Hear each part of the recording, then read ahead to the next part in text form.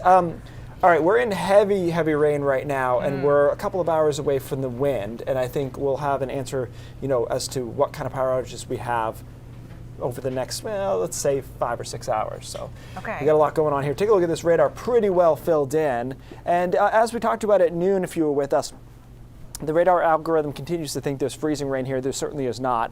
It is all rain. It just has to do with the surface temperature and the way that this is calculated on the radar. But really consistent bands of rain continuing to pour in.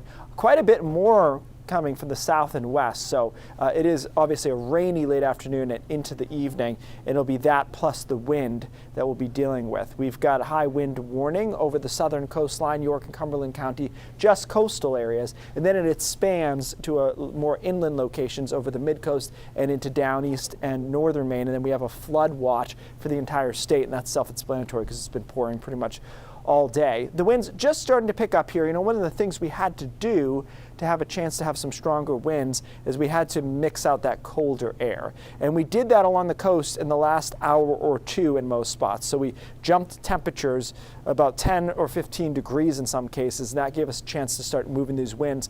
We're gusting to 29 miles an hour right now in in Portland, 20 in Wiscasset, and 23 in Rockland. So this squall line will be coming through, looks like between 7 and 10 over southern Maine, and this will be kind of a little bit of a canary in a coal mine. I think Portland and Wiscasset especially, what kind of winds we'll be seeing, and then they'll set up for the stronger wind gusts into the mid-coast around midnight tonight, between 10 and midnight, and then midnight to 2 a.m. over down East Maine. So a few degrees here is going to make a big difference as far as what we can mix down and what kind of wind gusts we're going to end up with. We'll talk more about this and the forecast after it in a few minutes, but first let's go to Dana Osgood, who is at Spring Point Ledge right now in South Portland. Hi, Keith. Yes, I'm currently out at Spring Point Lighthouse. It is very rainy and very windy. In fact, it kind of just started picking up right as the show started.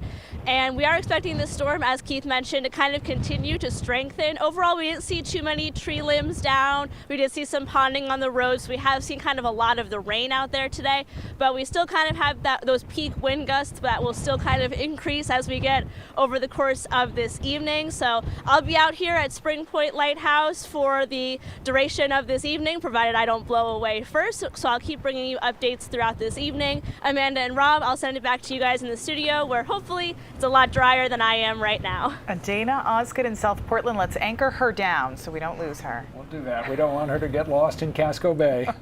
You can get the latest news, weather, and more on News Center Maine Plus anytime. And tonight, meteorologist Ryan Breton will actually share live updates on the forecast at 8, 9, and 10 o'clock. You can find that for free on Roku, Apple TV, and Amazon Fire.